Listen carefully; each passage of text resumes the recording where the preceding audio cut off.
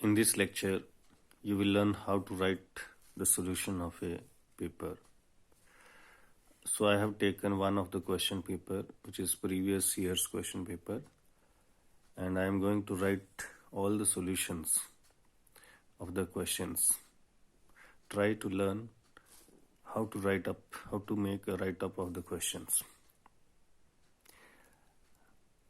In today's questions, you will find there are some questions which are fill in the blanks form, true or false, or one-line answer questions,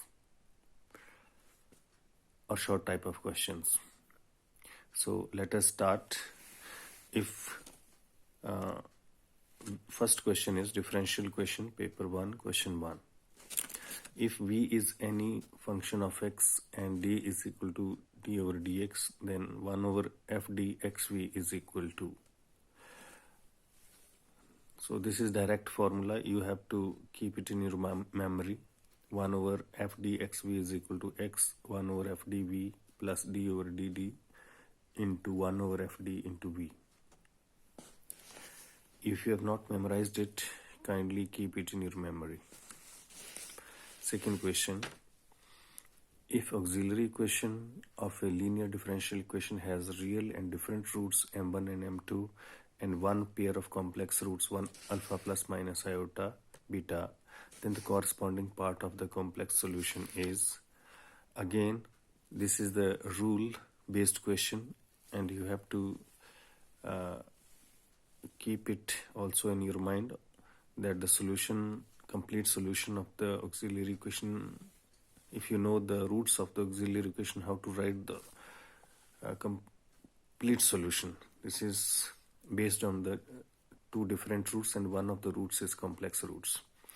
So the roots are m1, m2. So from here, these are real roots. So you can write c1 e raised to m1x plus c2 e raised to m2x. But for the complex root, what you do? You take alpha, first real part, e raised to alpha x into bracket c3 cos beta x plus c4 sin beta x. This part has been made out of this complex root. Next question, third. A homogeneous linear differential equation of order 2 has two linearly independent solutions, and any other solution of it is a linear combination of these two linear independent solutions. You have to say whether it is true or false, because this time I'm talking about the linear differential equation which are homogeneous one, and it has two linearly independent solutions.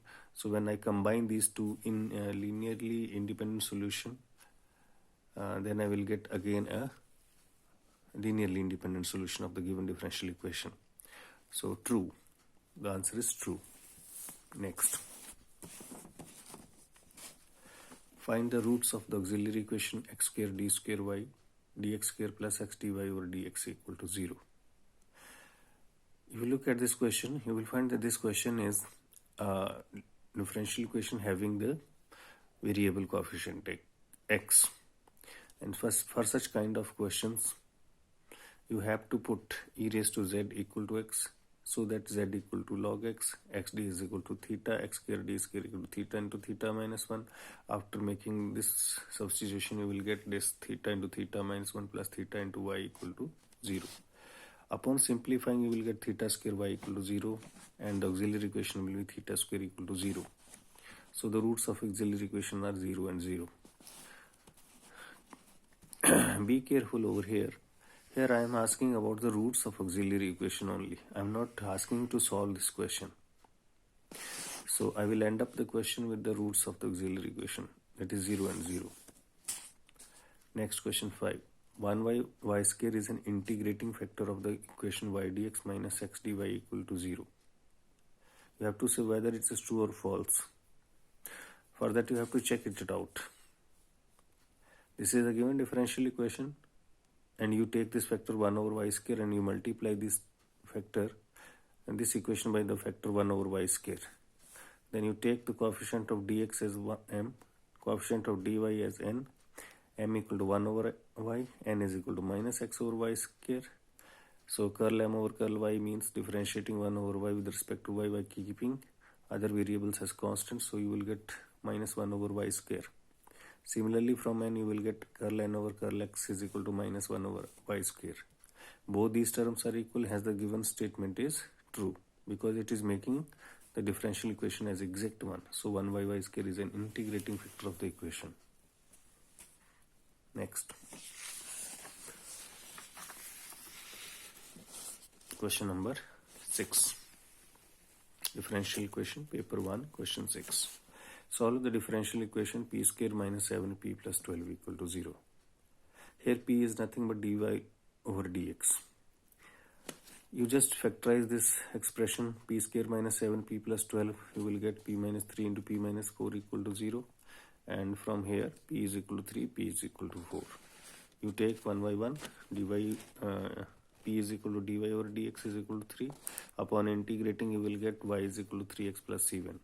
From this equation you will get y is equal to 4x plus c2. So the required solution will be the multiplication of these two equations. So this is the way how to solve a differential equation which are in the form of p. Question 7. The complete solution of y is equal to px plus p square is. Look at this equation very carefully. This equation is of the form y is equal to px plus f of p. That it is Clairaut's form equation. And in Clairaut's form of equation, you write the solutions directly. You just replace p by c. So y is equal to cx plus c square is the solution of this equation. This is simply a fill in the blanks type question. Again, write the condition of integrability of the differential equation p dx plus q dy plus r dz equal to 0. So the condition of integrability is also a matter of learning. So you have to again memorize this: p into curl q over curl z minus curl r over curl y plus q into curl r over curl x minus curl r over curl z plus r into curl p over curl y minus curl q over curl x equal to 0. This is the condition. If this condition holds, then the given differential equation is integrable. Next question. Question number 9. Solve the differential equation dx over cy minus bz equal to dy over dz minus cx is equal to dz over bx minus ay. So this is the type of equation where you have to take the multipliers. First I am taking a, b, c as the multiplier. It means I have to multiply a in numerator as well as denominator of the first term. Similarly for the second term, you have to multiply with b on both numerator and denominator. Similarly, on the third expression, you have to multiply the numerator and denominator by c and then add all these terms. When I will add all these terms in the denominator, you will get 0. This 0 will go other side and you will get a dx plus b dy plus c dz equal to 0. Upon integrating, you will get ax plus by plus cz equal to k1. So this time I have taken ABC as multipliers. Second time I am taking the xyz as the multipliers. When you take xyz as multiplier, you will again get a expression x dx plus y dy plus z dz equal to 0. Upon integrating, you will get x square over 2 plus y square over 2 plus z square over 2 equal to k2. So these are now two equations, equation 2 and equation 3, which on combining will give me the solution of the given differential equation. So this is the complete integral of equation number 1. That's all for the day. Thank you.